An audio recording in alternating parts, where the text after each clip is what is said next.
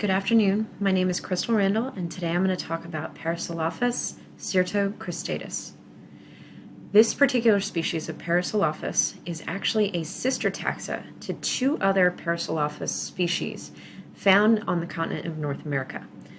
These fossils and fossil remains have been found in strata that stretch all the way from Alberta, Canada, down to the San Juan Basin in New Mexico, Utah, and Colorado. What sets this particular species of Parasaurolophus apart from its sister taxa is the fact that there are modifications on the acetabulum, humerus, and more particularly the cranial crest. This particular species, Parasaurolophus, has actually a cranial crest that is much shorter and much more curved than its sister taxas. As a result, and with new information and analysis, it was put into its own species category as opposed to considering it a sexual dimorph or a juvenile of the Parasaurolophus walkeri.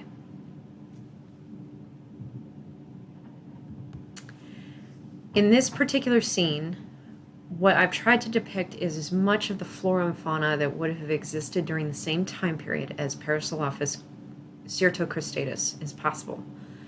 So notice that there is a stream bed that is flowing.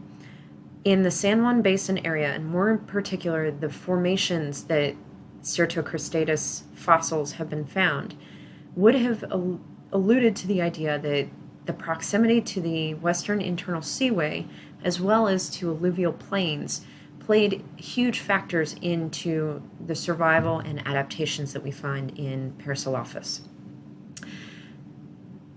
During the time period that Parasaurolophus cyrtocristatus would have existed in would have been approximately 75 million years ago, in a landscape that would have been sparsely covered by dicot angiosperms, gymnosperms, cycads, and ferns, as well as other low-lying vegetation.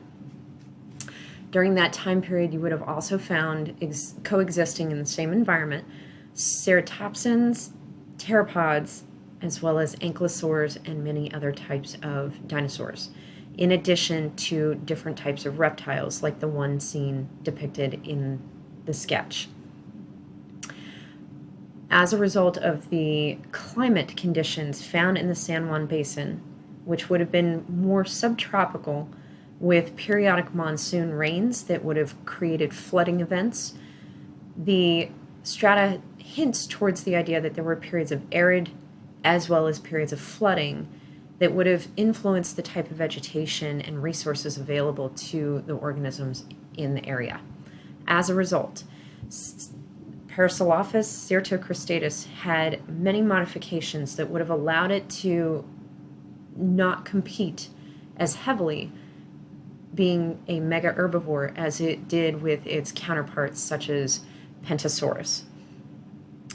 So modifications in the teeth as well as in the chewing mechanism allowed Parasaurolophus cyrtocristatus to feed upon other resources that were not necessarily readily available to those around them, and were able to modify its resources based off of the conditions of the environment. So during arid and more periods of flooding, they were able to modify what they ate as a result. There were predator-prey relationships involved in Parasaurolophus cyrtocristatus. However, these would not have been as heavily seen as other mega herbivores of the time. Part of it would be the herding-like behavior, as well as the hypothetical idea that the cranial crest was used as a form of communication to alert others in the herd of any type of danger nearby.